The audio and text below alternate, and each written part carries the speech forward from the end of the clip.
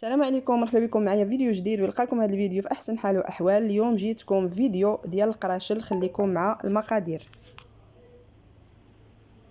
بالنسبه هنايا عندي كيلو ديال الفورس ديال الحلويات، ممكن ديروا العادي، كاس ديال ماء الزهر، كاس ديال سنيده، كاس ديال الزبده، ممكن ديروا نص زبده ونص زيت نباتيه، كاس ديال الحليب، غنحتاج 2 معالق ديال خميره حبيبات، 2 ابيض ديال البيض، خماره وحده، وجوج ديال ساشي ديال الزهر، نكهه الزهر، وحده د الفاني، زلافه ديال الفينو، شويه ديال النافع البلدي، شويه ديال الزنجلان يكون ما محمرش، وقريصه الملحه. بالنسبه لديك الصفار ديال البيض ما غنضيعوش، هو باش غندهنو، غنزيدو عليه نسكافي والماء ديال الزهر. اول حاجه هنايا غادي نديرو الدقيق، غادي نزيدو عليه النواشف يعني الخمارات، البيضه، والساشي ديال الزهر اللي كتجي رائعه في القراش بواحد النسمه، وقريصه ديال الملحه. غادي ندير هنايا الفينو، غندير سنيده، المهم النواشف كامله غادي نديرهم هما الاولى، وعاد ندوز معكم ان شاء الله الباقي المقادير.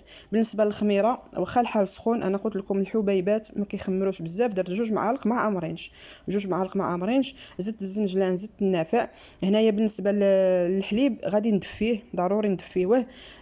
ماء الزهر ما دفيتوش، ولكن درت الحليب دفيتو.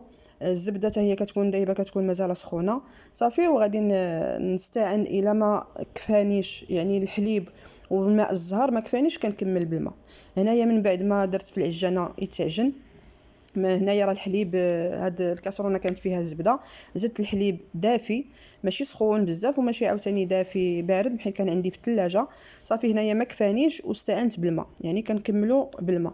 المهم تجينا العجينه ماشي خفيفه وماشي قاصحه. هانتوما القوام ديال العجينه كي كتجي، باش كيجيو القراشل مفشفشين، كيجيو زوينين، كيجيو فواحد المذاق رائع. وراه اللي ذاقهم عجبوهم، لان ما كيجيوش حلوين وما كيجيوش مسوسين. كندير الحلاوه انا ديما معقوله، وهاد المقادير اللي درتوهم بالضبط تيقوني غيجيوكم قراشل فنين. صافي هنا من بعد ما عجنتها درت عليها شويه الزيت، وغادي ندير عليها واحد السلوفان او ميكا، وغادي نغطيها ونخليها تضاعف الحجم ديالها.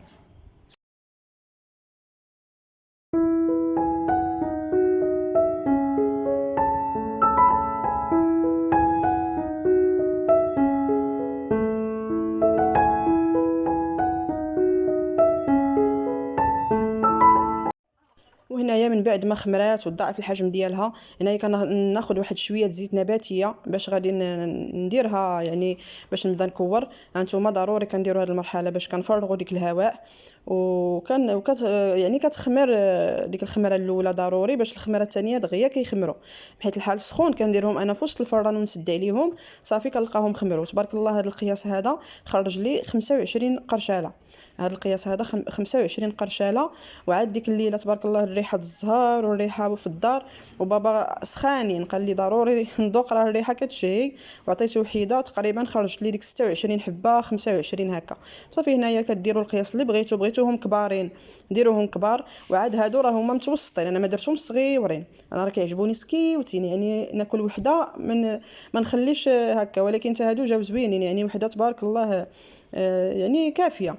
وممكن ديروا نتوما القياس اللي بغيتو. صافي غادي نكمل بهذه الطريقه تنسالي، وغادي نديرهم في الطبسيل.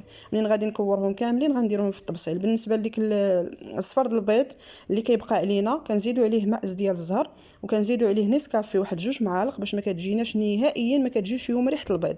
بيض البيض معروف ما فيهش الزفره، ولكن الصفر هو اللي كيكون فيه الزفره. الصفر باش ما كتجيناش الزفره كنزيدوا، الا كان مثلا الصفر غنديروه في المالح كنديروا الصوجه، الا كان هكا شي حاجه حلوه بحال الشنيك بحال القراشل بحال، كنديروا يعني كنستعنوا بماء الزهر ونسكافي. وان شاء الله غادي نشارك معكم واحد الشنيك حتى هو كيجي زوين حلو بلا كريم باتيسري.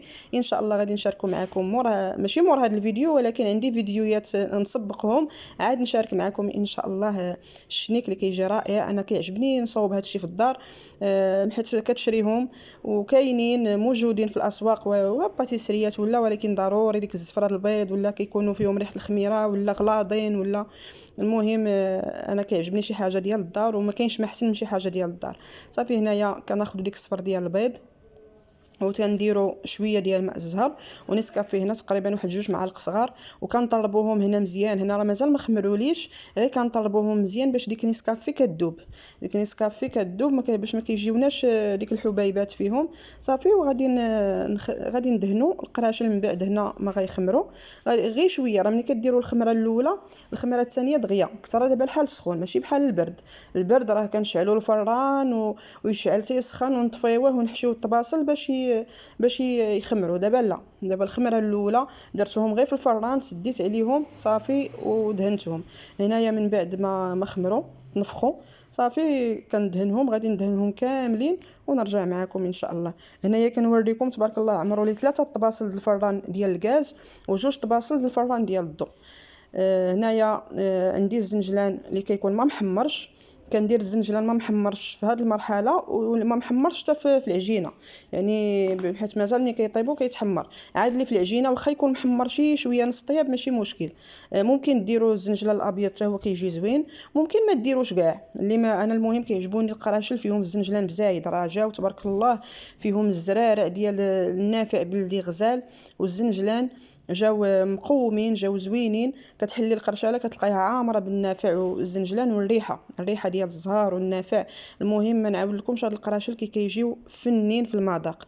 صافي كنستمر بهذه الطريقه، ومن بعد ما غندهن كلشي كنكون شاعله الفران. بالنسبه للطياب ديال القراشل كيكون الفران مجهد، الفران مجهد. ملي كندخلهم كنقلولو، الا طيبتوه في الفران يكون العافيه ديالو مجهده كيتحمروا كيجيو قاصحين، كيجيو مدقسين، كيتحمروا دغيا وكيجيو مدقسين.